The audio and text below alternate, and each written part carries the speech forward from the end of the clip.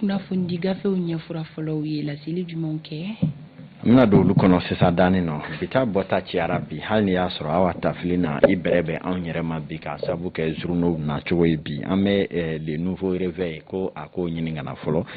ni o sera ka woloma an ka sɔrɔ k'a tɔ daminɛ ni o ye le nouveau réveil kumana ale ko min bɛ tali kɛ divergence sur la prolongation de la transition au Mali il est encore temps pour Assimi de rétropédaler nouveau réveil man ko ɲakini min bɛ nin waati na Mali kan ko transition jɔ kunuma dɔ farali la kan ko waati bɛɛ hali bɛ Assimi bolo a ka se ka segin a kɔ hakilina u la les pays jamana ale fana bɔra les pays maaw ye kuma di Alpha Blondy ma ko ale kɔni ye ja dɔ kɛ ka ɲɛsin an ka farafina jamana ɲɛmaw ma k'a ko u ka jisumani kɛ u koli ji la o kɔfɛ Mali Horizon bɔra Mali Horizon maaw ka ɲɛfura fɔlɔ la olu ko sanction inhumaine contre le Mali malgré tous les choix de dialogue ko min ye k'a dɔn ka fɔ ɲakili juguba min tala ka ɲɛsin an ka jamana ma hali n'a ma ta hakili ɲana ko min ye sigikafɔ o ka kɛ sinsinbere a ko la la lettre de Mali l'ale fana bɔra lettre de Mali maaw ko olu ko sanction ridicule de la CEDEAO Macron joue et perd ko min ye a ko la ko Macron kɔni bɛ ka i cɛsiri a ko ka i ko dunugala ko k'a sɔrɔ a tɛ ko kunna a ko la n'a kɛ maloya ye a bolo le jour olu ko 4e sommet extraordinaire de la CEDEAO sur le Mali de l'ordre sanction pour actifier le peuple malien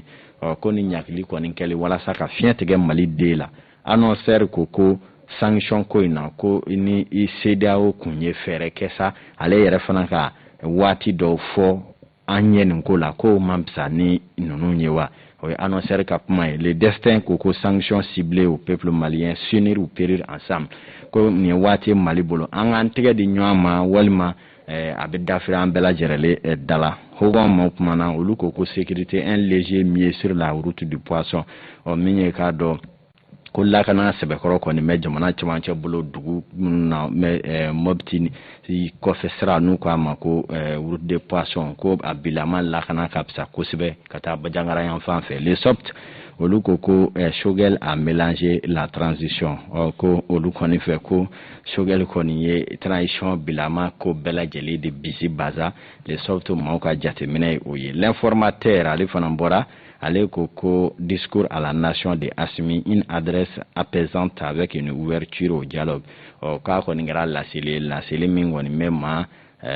jigi sigi dusu fa wa a bɛ wele bila fana sigi ka fɔ ale nasiratigɛ la min ye saga 31 bɛ nɛgɛ 8 kan kibaru sɛbɛnw ɲɛfura fɔlɔ o bɛ sonsoro ya Fanta Tumuta yani an ka taa ɲɛfɛ ni Segu Ɲame Bacili i ni sɔgɔma Isa Kaba i ni sɔgɔma Segu Ɲame Bacili ye cadre d'échange des partis et regroupement pour la réussite de la transition o kunnafonidila ye kosɛbɛ kunu an y'a ye k'a fɔ aw ye bataki dɔ bɔ ka kɛɲɛ ni jamana lahalaya ye yalima a kunkan kumabaw ye jumɛn ye Isa Kaba n b'i fo fɔlɔ ka an lajɛba na mɔgɔ bɛ k'a lamɛn Renouveau FM ka k'u bɛɛ fɔ o y'i laminɛ Isa Kaba i b'a dɔn kari dɔn IEMOA n'o ye jɛkulu ye an ka jamana bɛ jɛkulu min na n'a bɛ sɔrɔ ko fɔ ani CEDEAO olu ye ɲɔgɔn ɲɛ fila kɛ a don kelen na nin bɛɛ kun bɛ tali kɛ an ka jamana koɲaw de kan o ɲɔgɔn ɲɛ fila in sanctionnera ni communiquéw dɔw ye o communiquéw kɛlen a kun tɛ se ka fɔ ko cadre d'échange ko o jɛkulu a partiw ni mouvement k'u bɛ se ka to ka sɔrɔ u ma hakili jira kɛ ka hakili jagabɔ kɛ a ko kan ani ka laseli kɛ o hukumu kɔnɔna la kunu directoire ye ɲɔgɔn ɲɛ dɔ kɛ o ɲɔgɔn ɲɛ in sanctionnera ni déclaration dɔ ye donc o déclaration in kɔnɔna la cadre y'a jira fɔlɔ k'a fɔ ni sanction ninnu minnu taara CEDEAO fɛ ani IEMOA fɛ ko Mali jamanadenw ni nin sanction ninnu man kan tɔgɔ si la anw ka jamanadenw tɛ nin mérité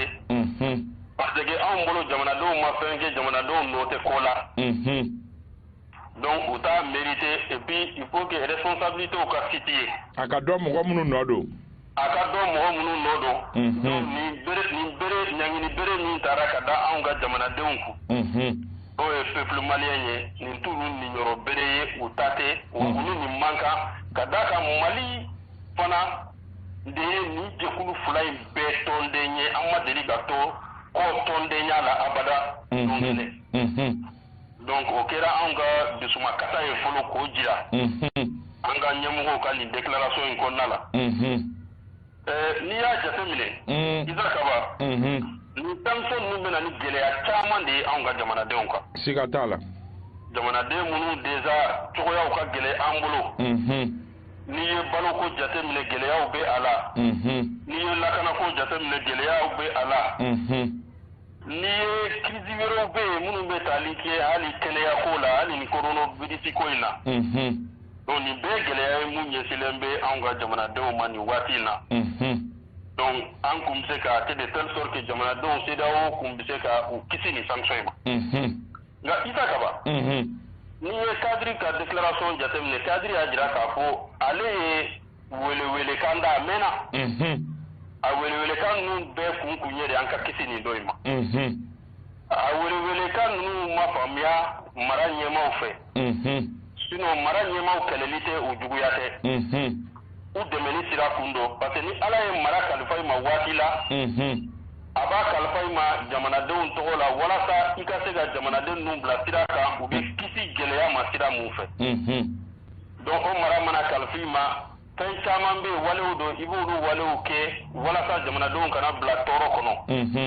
donc cadre nyema ye ni wele kay nda mena u ye communiqué o ke u ye déclaration ke u ye gafo blanc u ye memorandum ke u ye ni bedi mara nyema ma adola do kunya famu ina ko fanga ko fado ko election ko dama de kaduyi kasoro kuma tiye munye biye kera duba kelende o duba in konna la aunde sonna ka do jekulu nun konna la no esede awo ni iye mwana nyona uye o jekulu nun konna la sariya de ba kono anga gatte mesira munu fe ni mi mate mafe ibe nyangi ina fa nyona de la ka Côte d'Ivoire sura nyangina nyona e Gambie sura nyangina nyona e Sierra Leone sura nyangina nyona e Liberia sura nyangina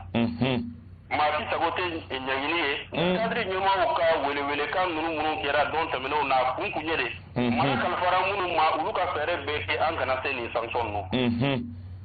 nga umallame umafamu aywa si tambla la kono isakaba ambe sanction kono cadre ka wele kan do fana ye jume ye katara mara nyema uma suro anyere président Assimi ka discours lame discours ni ko nala e kuma ko munye animisi wasa munde ka fo kuma nyogonya be sabati toujours anise da woche donc c'est pourquoi cadre ko nala nyema ya jira ka fo kele ka nge ni dusu bora chogo to anga nanta an dusu fe anga ko ndla ji nyema jolena na kora ko sedawo yere madda be tugu sedawo ya jira ka fo halan fle kuma la wati mi na nanga mara nyema o sera ka proposition ke mi be famu o be ke sababu ye sanction bebe wulidi chronogramme mu présenté da sedawo la ni sanduru ba kono am bolo chronogramme électoral te parce qu'il faut être clair chronogramme ni jumeye chronogramme ni gafe mi ko nala kana fli dron kuma ta ko de ka fa mbele so organiser ni do na otede mais bara munu nyebla munu be ke ya na ka te kala fli do ma ulu be de be sita kono kelen u be ke do munu na ku ka kono bon ni de kera fili nga fili min do fa la wulla ka ma sa anta do bon ma fo ntise ka fo ko do mbali ado pate ma munu be mara ku no be mun do an lere ka abe jamana maraka surtout mara nyema era le jamana maraka teme aba benye do donc ne bolo chronogramme mi nanya irula nanya e bolo ni sirawero fe o te chronogramme électoral ye o re dro ka fo kala fli be ke sanduru mais para jume ka ngati ya nanga se kala flima décision de liste électorale be ke wati jume fichier électoral audit be ke wati jume nubo mazeru fana be do wati jume ko lu be de pese ko nala de chronogramme électoral do en bolo chronogramme raisonnable il faut que mara nyema ko de blanc ko de soumina ko mokarawan ko nyaka nke chon do o de chronogramme ni aywa plan d'action mu présenter la CNT là o bara oui chronogramme mi présenter la CNT là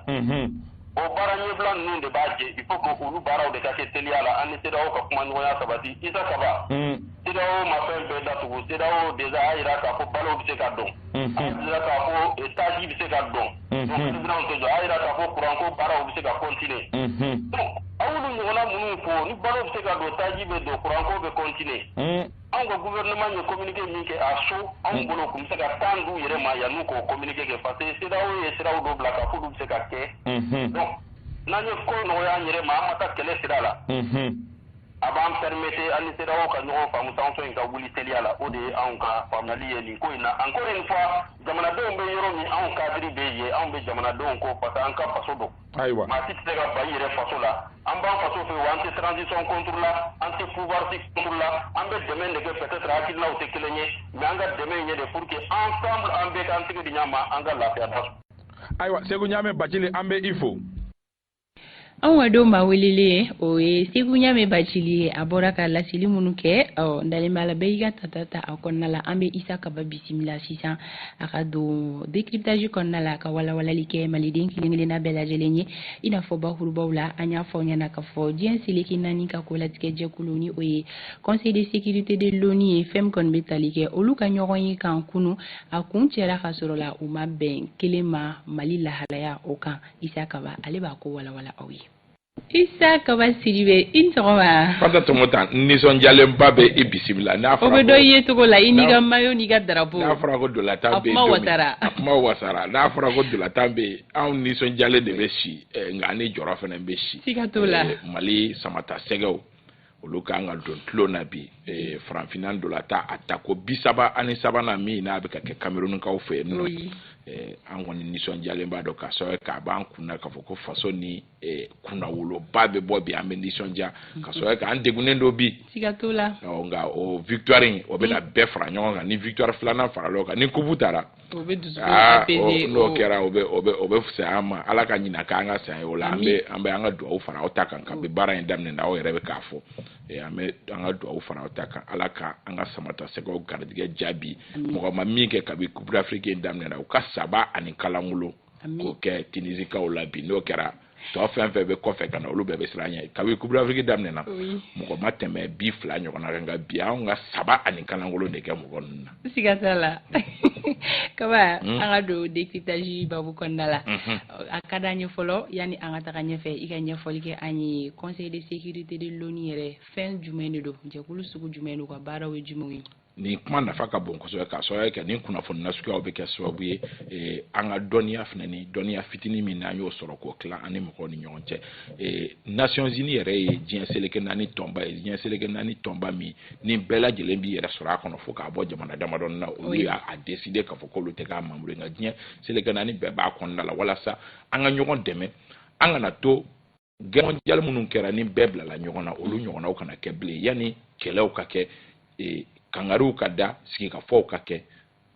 Nations Unies yɛrɛ ni bɛɛ lajɛlen b'a wele ko ONU o sigikunba ye o ye nka i n'a fɔ jamana ka ca diɲɛ jamana ka ca an bɛɛ bɛ ɲɔgɔn sɔrɔ ale ko kelen in na jamana dɔw sugandira k'olu jamanaw kɛ olu bɛ a kolatigɛ kɛ i yɛrɛ y'a fɔ cogo min kolatigɛ jɛkulu o kolatigɛ jɛkulu la a tilalen don tilayɔrɔ 2 ye kolatigɛ jɛkulu cɛla kolatigɛ jɛkulu dɔw bɛ yen nɔ jamana 5 ɲɔgɔnna minnu diɲɛ wagati bɛɛ olu bɛ a kɔnɔ a bɛ fɔ olu ma ko membre permanent o ye jamana 5 ye o jamana 5 bɛ tali kɛ États-Unis Faransi Chine Russie ani Grande-Bretagne n'an b'a fɔ ma ko Angleterre o jamana 5 san nana o san ma na olu bɛ ONU olu bɛ conseil de sécurité la olu ye membre permanent ye jamana 5 nka o jamana 5 kɛrɛfɛ jamana 10 bɛ yen nɔ diɲɛ bankun tɔw kan minnu bɛ ɲɔgɔn falen oui o bɛ représentant bɛ di par exemple n'i ye continent asiatique ta i bɛ taa sɔrɔ jamana 3 ɲɔgɔnna o bɛ bila ka taa olu bɛ san 2 kɛ farafinna jamana 3 ɲɔgɔnna bɛ bila ka taa olu bɛ san 2 kɛ n'olu bɔra ye jamana wɛrɛ o bɛ don olu bɛ kɛ représentant ye an bɛ don min na i ko min bi farafinna jamana minnu ni olu bɛ conseil de sécurité la o bɛ tali kɛ Gabon Kenya ani Ghana olu de bɛ ka farafinna représenter conseil de sécurité kɔnɔna la o ni jamana wɛrɛw donc n'i y'a ta k'a jate i b'a ye k'a fɔ conseil de sécurité yɛrɛ ye membre 15 de jamana 15 de bɛ kɛ a kɔnɔna la olu de bɛ conseil de sécurité kɔnɔ nka jamana 5 bɛ yen nɔ olu bɛ bada hadada mais jamana 10 bɛ yen olu bɛ falen farafinna jamana ye jamana 3 ye an b'a falen ani ɲɔgɔn cɛ ni dɔw donna ka san 2 kɛ olu bɛ bɔ dɔw bɛ don ka san 2 kɛ bi na Kenya Ghana ani Gabon olu de be conseil de sécurité la ka kunche o nyefoli kunche conseil de sécurité resigira senga le 17 janvier 1946. Okay. Donc oye asiki kumbaye conflit ka éviter manga ka éviter oui ka se ka ben ani kelenya ko sabati dien ko asiki kumbaye oye. Ok, kaba anyo kunafunya usoro kafo kunu uka laje keneka kafo umasika benkelema akunye jume akokera chukudi. Sigi kunkelendo ka kuma Mali kunganko ka Mali kunganko mi ni bibi na diema bela jelenkelendo ki inyeshi amaka so eke olu yere ka fola Francis de la nyini ke kafoko ako Mali kunganko be jugo men ka comme conseil de sécurité barabe tento membre do be se ka la nyini ke membre permanent duru munu be ni yolu finyana olu do be se ka jatemne ke dien jamana do la kafo a gele be ni jamana la na ma konka puma ni jamana kunganko kan gele o be se ka warakata fe o de ogumu kono Francis la nyini ke ko conseil de sécurité moko ay na anga franyogon kan anga sigika hakina americain Mali kunganko kan Mali kunganko djmen ko do o ye kafo a fanga d'Afrique era Mali kono jamana franfina jamana do kono ko Mali o fanga d'Afrique ko fe mamunu be fanga la ni surasu do nolu yere fanga d'Afrique bibina ko u kenyelendo ka kalata la be pumba yere odi France yo déclaration de ko donc anga na puma u ka franfina woro dugu enfant jekulu min be no ko CEDEAO o ye la nyine ke wala sa ka grande sigula u ka se ka fanga embla o gumu kono Français conseil de sécurité wele pour kana anga jatemne ke nyonga fe ni CEDEAO ni UEMOA ye nyangini minta na fena be se go nyangini nyogona ta o kora e ka fo ka jie jamana fin be Nations Unies da ka nyini olu bela jelen fe ku ka karanga da shwa Mali la jamana fin be au conseil de sécurité onina ka nyini o jamana bela jelen fe Mali ka soro munu be u ka dansiri olu la jamana fin be Nations Unies na ko anyini o jamana o bela jelen fe u ka pangunu duguma sira sanfɛ sira o kana do Mali kono objectif kunye ode ko babu sigira kuma kun fɔlɔ dira Nations Unies yɛrɛ ka représentant mi lasigiden mi n'o bɛ Mali kono kuma kun fɔlɔ dira o ma o ye ɲɛfɔli kɛ ko ale tɛna a fɔ Faransi y'a fɔ cogo ko ka nga ale bɛ Bamako yan nɔ ko kɛra cogo ma ale b'u ɲɛdɔn malidenw ye sigi ka fɔ min kɛ a y'o sigi ka fɔ contrandi kɛ ka ɲɛfɔli kɛ conseil de sécurité ɲɛna ka fɔ u kɔni ye sigi ka fɔ kɛ an ka tiɲɛ fɔ sigi ka fɔ ni sababa bɛnna ka sɔrɔ kɛ jamana fanba yera a la hali n'o y'a sɔrɔ dɔw bɛ olu ma ye a la o de hukumu kɔnɔ ne min ye lasigiden yan nɔ ne ka kuma ye min ye o ye ka fɔ sigi ka fɔ de kɔfɛ jamana marabagaw ye san 5 ko kuma in fɔ nka san 5 ko kuma in u y'a fɔ ka d'a kan ko tɛrɛmɛli kan don o ye o kuma fɔ kuma kun filanan dira parce que kumaw de bɛ kɛ kuma kun filanan Fanta Tomota o dira Adam Diko de ma par vidéoconférence a ka ɲɛfɔli kɛ ale min ye société civile u ye ale ta k'a kɛ Mali société civile kun kan ka mɛn ale fɛ Adam Diko kelen kelen Ajikad Adam Diko Adam Diko ka kuma kɔnɔ a ko tiɲɛ don CEDEAO ye décision min ta CEDEAO ka indépendance b'a bolo ka décision ta ko nka ko CEDEAO ka nin décision ko n'o y'a sɔrɔ CEDEAO bɛ k'a kɛ walasa ka gɛrɛndɛ sigi mara ɲɛmɔgɔw de kan k'u taama u wulila u solila ka wuli nka u ma taama ko ka sɔrɔ kɛ gɛrɛndɛ min filɛ nin ye ko a degun bɛ bonya jamanadenw kan ka tɛmɛ jamana marabagaw kan Adam y'o walawalaliw ɲɛfɔ min kɛ n hakili la Adam ka kuma ani ONU ka représentant min bɛ Mali la yan nɔ olu ka kumaw sen fɛ hakilinaw falenna kosɛbɛ contrairement à Fransikaw ye déclaration jugu min kɛ ka kuma fɔ k'a juguya cogo min o bɔlen kɔ yen nɔ Franfina représentant saba minnu bɛ yen i n'a fɔ miniti 5 de bɛ di bɛɛ ma o représentant saba olu y'u ka miniti 5 fila fara ɲɔgɔn kan k'a di Gabonkaw ka représentant min bɛ yen nɔ o fana nana ka kuma caman fɔ i b'a fɔ Faransi ye min ɲɔgɔnna fɔ ko olu kɔni o ye IAO Franfina kelenya-tɔn o CEDEAO o bɛɛ tɔgɔ la k'olu ka laɲini ye min ye ɲangini bere Nations Unies k'a ta k'a tentuluma Mali kun fo k'a juguya ka taa a fɛ o ye Gabonkaw ka ambassadeur mankan ye yen nɔ o ko olu ni Faransi ni diɲɛ bɛɛ olu bɛn'a kan tɔ ninnu Russie ambassadeur o fana kumana o ko nin ko bɛ cogo min ko n'an y'an ta dusu fɛ ko Mali ye jamana min ni jadi wale kɛlaw olu dagalen do u dala ka faro kan jamana do sɔrɔ ba tɛ jamana min kɔnɔ aw bɛ ka nin min fɔ tantɔ ko n'aw ye dusu bila hakili ɲa k'a baara tɛ ɲa anw bolo k'a kan ka lajɛ cogoya wɛrɛ la Chine ka lasigiden bɛ yen o fana y'a aborder o sansi kelen fɛ ko ale olu kɔni olu teri jamana ye Mali ye k'a fɔ ko olu ka nin waleya ta ka ɲɛsin Mali ma olu tɛna jɛn ni o ye olu kɔni b'u yɛrɛ minɛ o la ni conseil de sécurité ka baaraw banna kalata de bɛ kɛ nka ale kalata la fɛn o fɛn membre permanent ye hali n'o kelen ko k'a ta la a tɛ se ka kɛ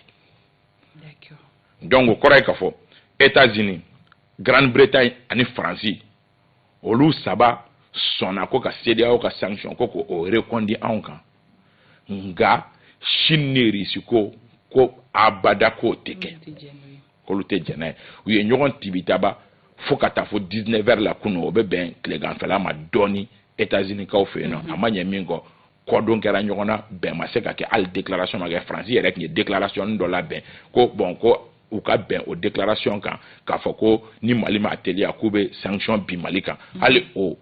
Chine ni Russie ko k'u tɛ jɛn n'a ye donc baara kun cɛra hali déclaration communiqué final a ma se ka kɛ ok Kaba a ko dun tɔw bɛna kɛ cogo di sisan an kan k'an janto halisa cogo di an kan k'an janto ani an dɛmɛ ɲɔgɔn ninnu halisa Ala ka an hinɛ don olu dusukun na k'a sababu kɛ Faransi ye nɔrɔnkola min ye a tɛ ko bila nin cogoya la tantɔ n b'a dɔn k'a fɔ a bɛ labɛnw na ka se ka Union européenne fana ni o ka bibi na o ɲɛmɔgɔya yɛrɛ bɛ Faransikaw ka jamana kuntigi de bolo Emmanuel Macron an ye kibaruya sɔrɔ k'a fɔ olu ka jɛlajɛ o kan ka kɛ bi walima sini n b'a dɔn k'a fɔ a bɛ laɲini kɛ olu fɛ olu ka CEDEAO ka sanction ninnu reconduit u yɛrɛ Faransi yɛrɛ u ko kunu a yɛrɛ y'i kanto k'a fɔ ko olu bɛ CEDEAO ka baara in na ka conseil de sécurité ta in kɔni o ma ɲɛ pour le moment u bɛna fɛɛrɛ wɛrɛ jumɛn kɛ an ka mɔgɔw min ka gɛlɛn ko bɛɛ lajɛlen na an ka mɔgɔw ka chronogramme dɔ bɔ ten tɔ o la an kuma ka di